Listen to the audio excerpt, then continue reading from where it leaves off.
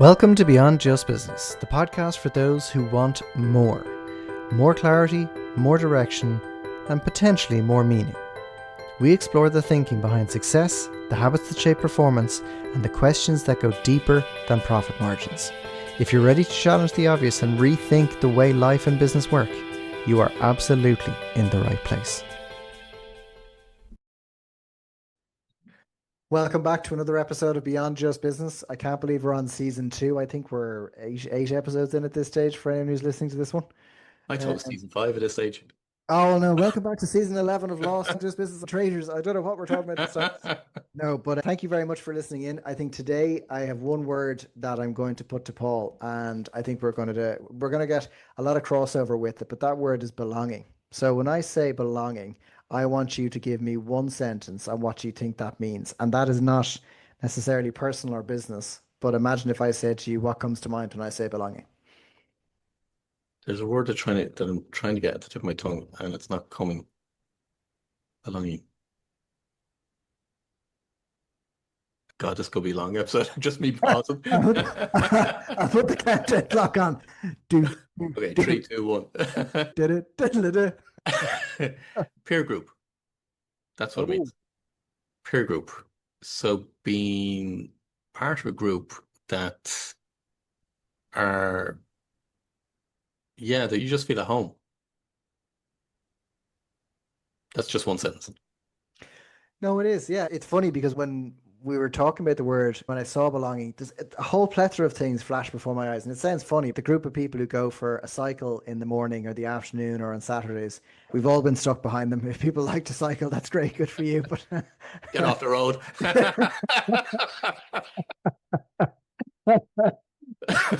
But let's say, for example, that there's a tribal element to it. So people belong. So it doesn't matter what job you have, what area of life you're in or life stage, you can see that there's people that converge, they go for a cycle, they have a coffee, they've got a common thread or commonalities, and there's a sense of belonging. Then you've got someone who is in a corporate setting and there's a sense of belonging amongst their peer group. Like you said, you've got a particular skill set. You're at a certain stage in life where you can almost, I suppose label where people are at and then see where you choose to fit in or where you feel you fit in. But belonging for me is a very unusual phrase because I suppose I look at it at my stage in life and I almost don't feel like I belong in a variety of areas that I thought I'd boxed off a long time ago. So I think when I think of my identity, just from a personal standpoint, I think of when I was 18, 19, you've got your peer group, you've got your friends, you're going into college, and it's like when you're in school, you think they're going to last forever, but obviously you don't understand what life is going to bring you either. And the fair weather friends, the people are going to stick with it. The volume game, 8,000 people when you're 18 or 19, and about 6 of them after that. But I think what I find interesting when it comes to belonging is I don't know if I belong anywhere in a lot of ways. Yeah. And do you know what? Just as you're saying that, I got an image of, oh God, I hate this one. I got an image of being back in school.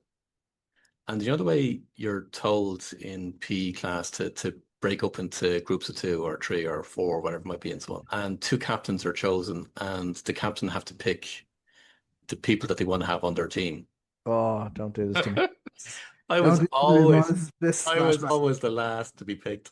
Oh, were you? Oh, I hated it. Absolutely hated it. And if anybody has ever experienced being last to be picked to be a part of a team is the most horriblest thing to happen. I used to really hate it. It's when you're talking about belonging, you're not in the cool group.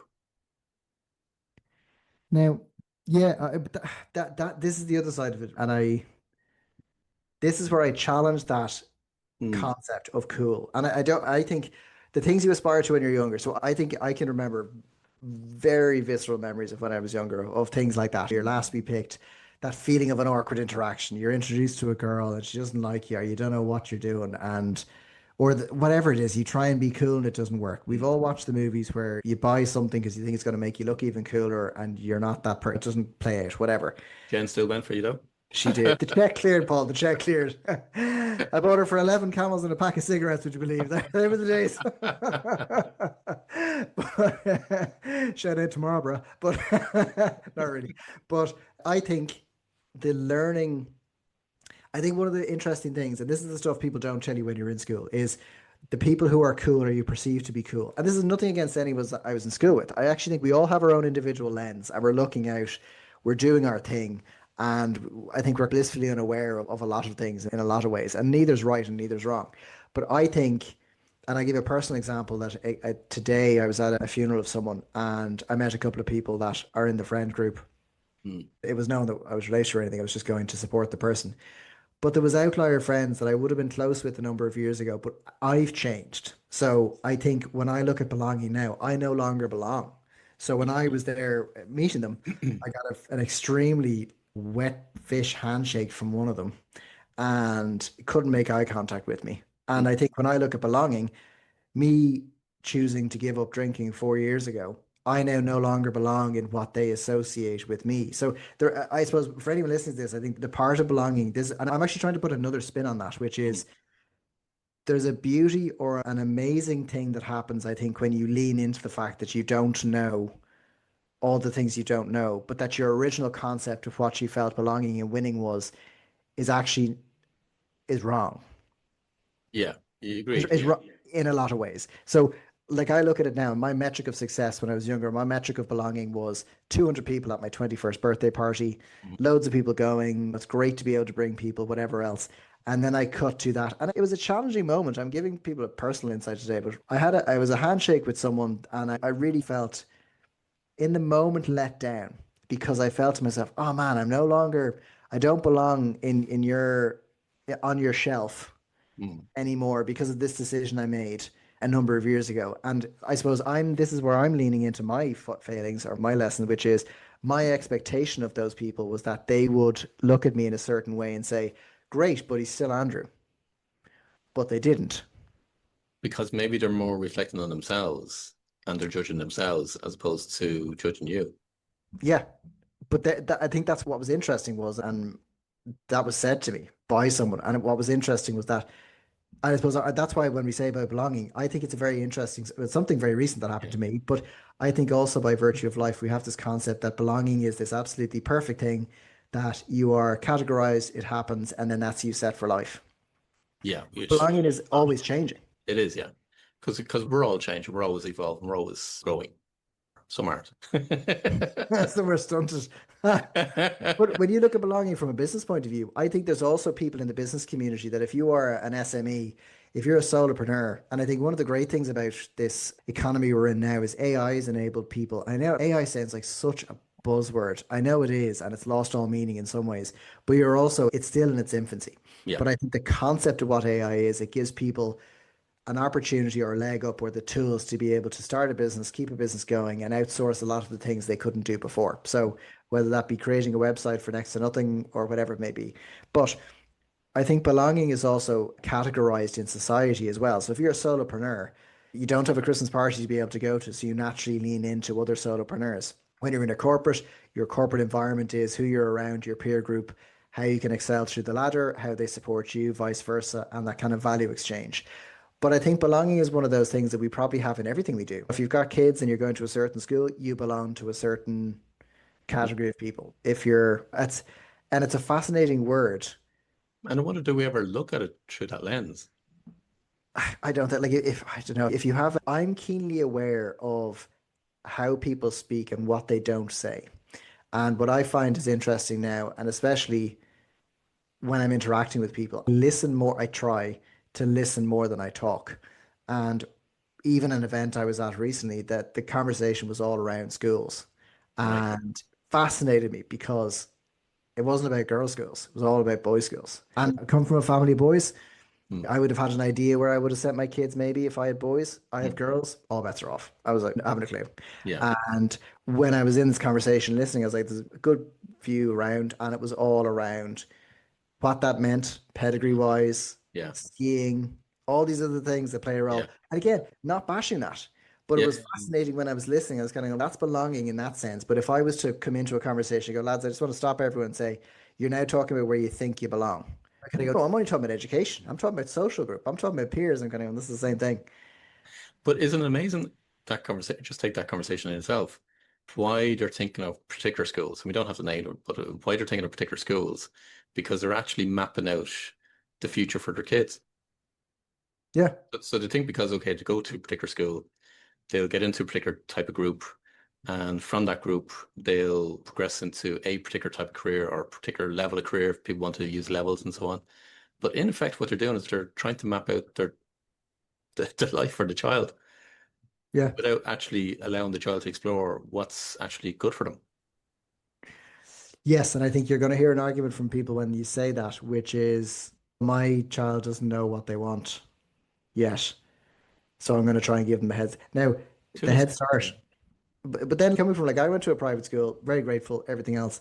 But I also meet people, and we've actively put our daughter in a national school. hmm, So when you think of that, like I'm doing that in a belonging sense myself. I'm categorizing and saying I want my kids to be in a broad spectrum of people. I want to get them to meet different peer groups, different styles of people, understand there's a broad patchwork quilt of people in life. And in a great way, and it's also a great school. That's an aside. But then I think when you think about it, and I suppose here's the other side of it when it comes to belonging is I think men or boys, the role of school is probably a top tier question parents would have as opposed to the girls because the networking comes into play, which is what school did you go to? That's your metric of success. hmm, What's your network like? Access to certain types of people, whatever else it may be.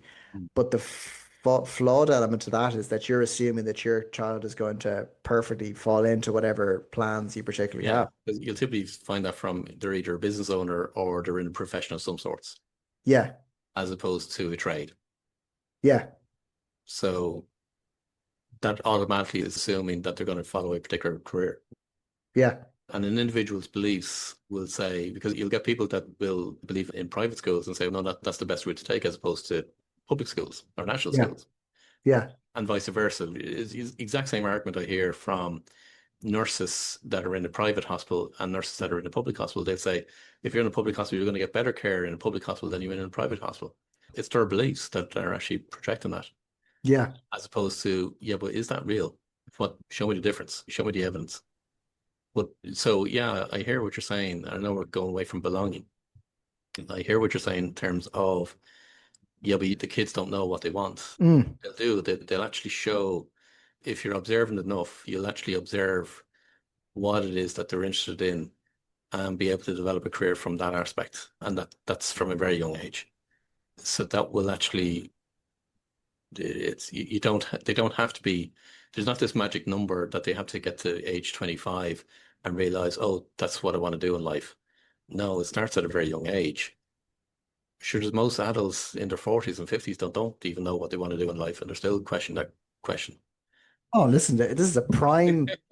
Don't get me started. This is another prime conversation where you meet people and it's unraveling for them. Like, like for anyone out there who is in their own business or they feel lost or whatever else, and not to preach, but what fascinates me is that none of us really have a clue what we're doing in a lot of ways. There's certain areas that you think you've licked, and that's fine.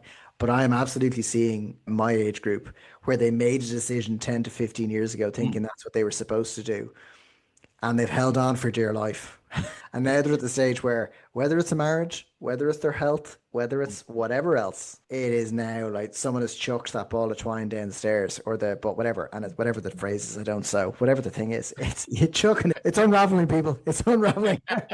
I think throwing the ball of twine down the stairs worked. Yeah, it's a great visual. Everyone who's listening, I want you to close your eyes. Imagine. Like 5 minutes to meditation. Okay, we're not going to talk for 5 minutes. No, but the reason I say it is, but I think all of that falls under the role of the thing of belonging. Because if you imagine, like, the two ways of looking at it are, you could have a kid that shows an aptitude for golf, and they're 15 months old, and they pick up the club, and they can't put it down, and they absolutely love every moment of it, and then cut to X amount of years later, and it's Tiger Woods, right? Yeah. Then you could have someone else who's 15 months old and the dad at the moment is shoving the club in their hand and kind of going, pick it up there now and hit the ball. No, the other way. No, it's not a snooker, whatever. But all of that is belonging though. As in, because like when you think about it and you bring it down to brass tacks, I look at it and think that you want to introduce them to such and such because they're going to be in a certain area where they belong. You're going to want them to get picked on a team so they belong. Yeah, agreed. But that's the parent living their life through their child.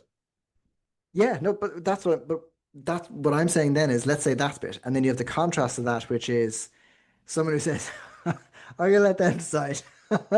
You got a 6-year-old sitting in the kitchen eating double dips instead of choosing to eat good food. They decide they don't want to go to school. So it's I yeah, think it's okay. Here's my belief. It's actually choosing a school where they're going to get an all-rounded upbringing in an encouraging way, as opposed to a school that's just focused on one aspect of life. So yeah. it could be focused on the academic aspect, and Mm, it's all about getting the grades. And if you get the grades, when you're going to go to be a solicitor, an accountant, a surgeon, or whatever it might be, whatever the profession is. But they come out of those particular schools. I'm not saying all of them, don't yeah. get me wrong, because they have other extracurricular activities and all that kind of things. But what I have seen, and it's not hearsay, what I have seen and witnessed is that very few of those kids have their parents around them for any decent length of time. And I know that's hard to hear for a lot of people. And I know straight away, I'm sure there's parents shouting at this radio, but that's what I witnessed, whereby so the kids are being brought up in effect on their own with very little exposure to the parents for a lot of different reasons. But they're not really getting an all-rounded upbringing, for want of a better word. Mm, So I'd rather choose a school where you can get a good sense of the principals and the teachers and the ethos and talking to other parents that actually it's all about the camaraderie, yes, while the studies might be important, it's not the be all and end all, but they're going to leave the school with some character, and being all around and being able to deal with some of the issues that are going to show up in their life, as opposed to you're just going to aim to get the best grades in the Leaving Cert. That's just my view. That's my beliefs. No, and like, I find it fascinating because I suppose the education system isn't designed to take everyone into account. It's giving Agreed. a broad Yeah. stroke of a room or a class or a school full of kids and give them some sort of metric of whatever they have that's knowledge. I think that the knowledge economy, everything is changing so much. The kids nowadays in school, I think the everlasting characteristics you can teach, impart, or help a kid to grow, empathy and resilience. If I was to use two, I say that with my kids, which is I'm not concerned about tests. I'm concerned about kindness and leaning into really that humanity. Because if with the way whatever happens to technology, if you lean into humanity, will thrive in whatever way that means. And then resilience is getting up when you get kicked and getting on with it and keeping at it. But when you think of that, and I give that, like you said, with I think there's a cohort that long to belong and they follow a route. And I think the fear for a lot of people, especially maybe who are listening to this, who took a route they thought they did BNL in college, nothing wrong with that. But if you wanted to do something else, if you wanted to be a social worker, if you wanted to be a baker, whatever, and you felt that you couldn't because that wasn't seen as a proper job, you don't have to be Mick Jagger to prove people wrong. You Yeah. don't have to be like, oh, look, I went and did rock and roll. I made it. Like everyone's I think a lot of it is leaning into those particular ideas that you can create a belonging in whatever way that means to you. But I find it fascinating that the stage of life I'm at now, my assumption a decade ago would have been 40s where it's at, your 40s that like, you've reached the field where you're everything makes so much sense. It's all you've got it all boxed off. The meaning of life in the backpack.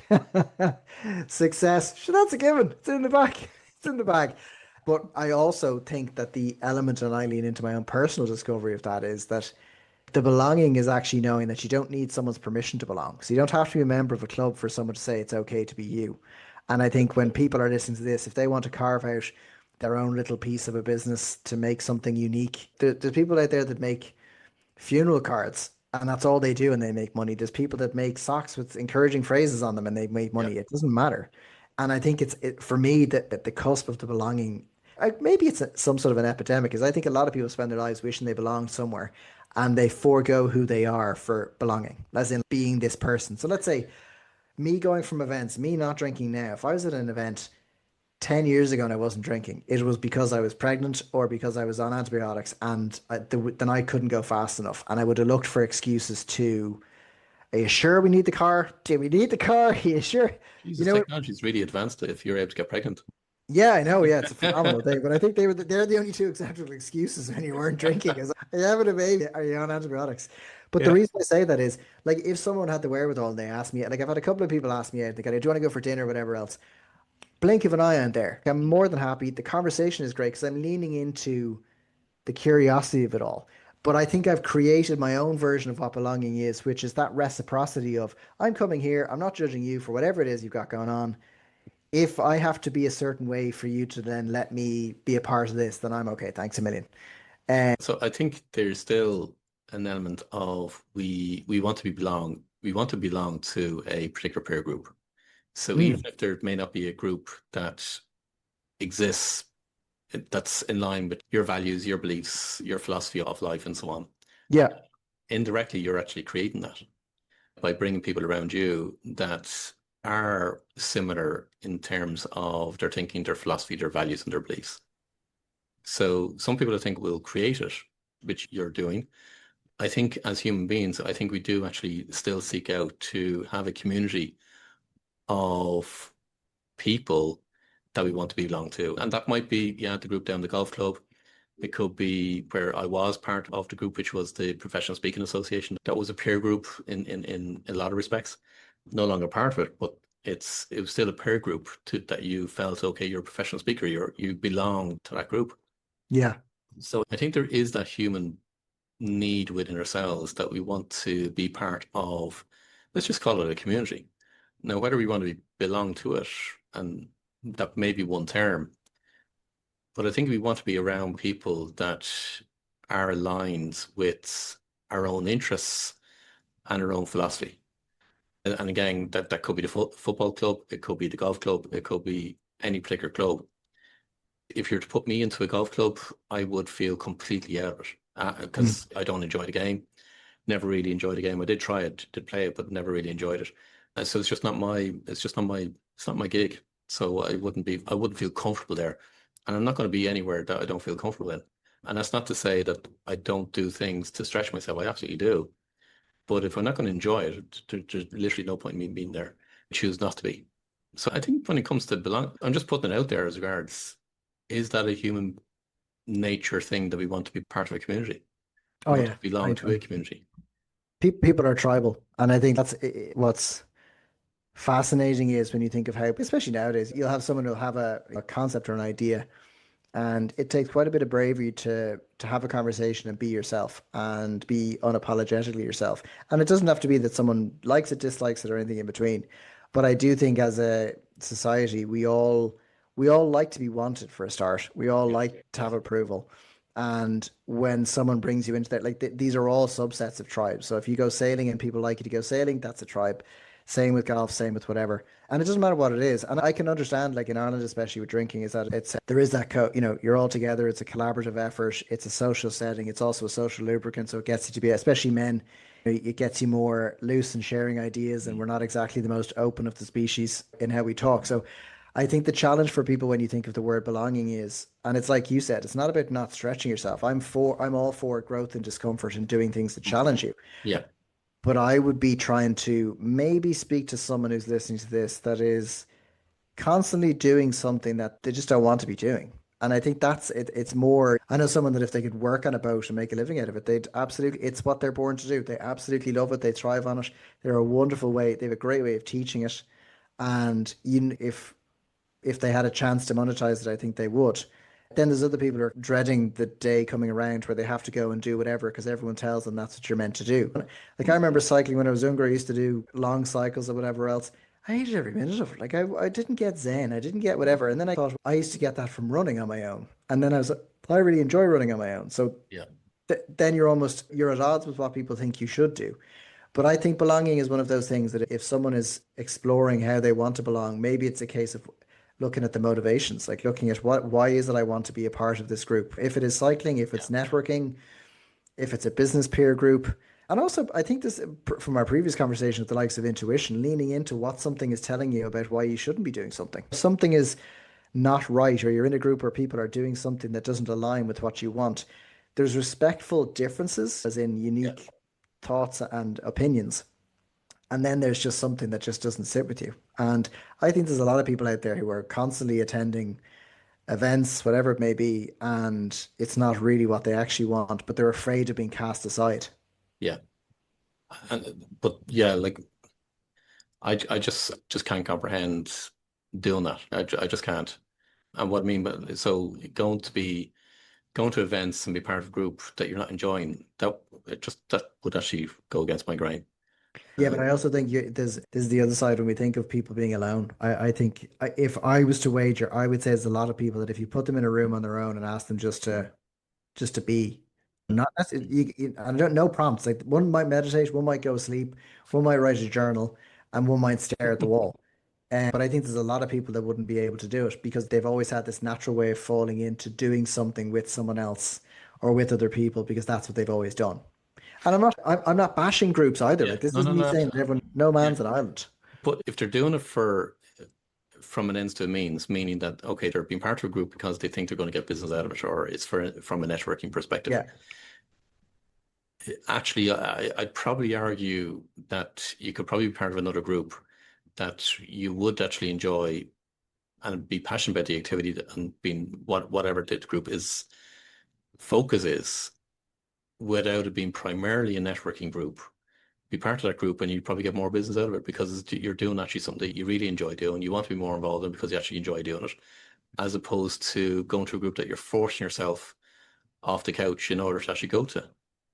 That's that's just in my mind. I'm hearing what you're saying in the sense of some people feeling that they need to attend a group or be part of a group because they need it for business or they perceive they need it for business and they need it from a networking perspective. But actually, I think they would do an awful lot better if they were part of a different group. They would more enjoy attending because of either the conversations that are taking place or the activity that's being done. Yeah, that's just because you're going to do more of what you naturally love to do. Just as much as when it comes to social media, you'll find something that you are good at and you enjoy doing. For example, I like writing, so a lot of my stuff is writing, as opposed to I don't do video on social media. I'm not even on any of the social media channels, so I'm doing stuff that is aligned with what I naturally will want to do. And I think you'll get more business out of it that way because again, it's come back to okay, who's the authentic you? And I'm thinking aloud here from the perspective of yeah, it's you still want to belong to a community, but I think you can seek out that community. You can find a community, and if you can't find it, create it. Because I can guarantee you, there's going to be other people that are be aligned to a similar philosophy, similar values, and similar focus of what it wants to do and create. And everything else will come from that anyway. Because especially in Ireland, business is done with people that you know and trust. And how better way can you actually know and trust people when you're in a social environment doing an activity that collectively everybody wants to do, as opposed to forcing yourself to go there. That for me is that's hellish.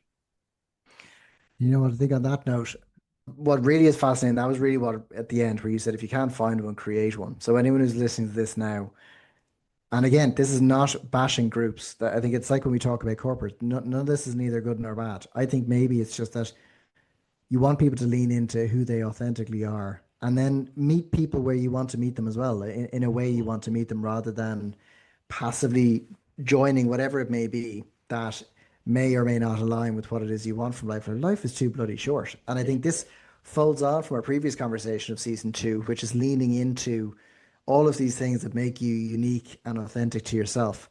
So whoever's listening to this and you take a view to belonging, you're going to have your own definition of belonging. And maybe at the beginning of this, when you hear us ask, maybe it's worth pressing pause and asking yourself what that means to you, because you may be passively or unconsciously doing something that you may not have thought about. So we're going to leave you with this, which is everyone wants to belong in whatever way. But as Paul said, if you can't find somewhere that creates that for you, just go ahead and create it yourself. You can do that. Anything to add to that, Paul? No, sounds good. Sounds good to me. There you go. And we won't be sponsored by any cycling groups, I think, after this conversation, but sure, it's the way it goes.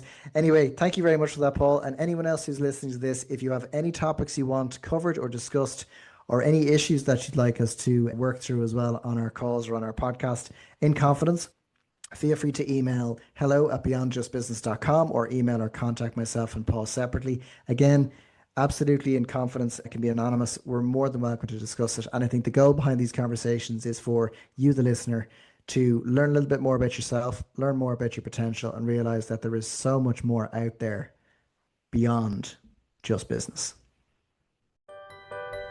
And that's it for another episode of Beyond Just Business. If it gave you something to think about, or it helped you see things a little differently, we're delighted. But make sure you're following so you don't miss out on the next episode. Stay curious, keep questioning, and we will see you next time.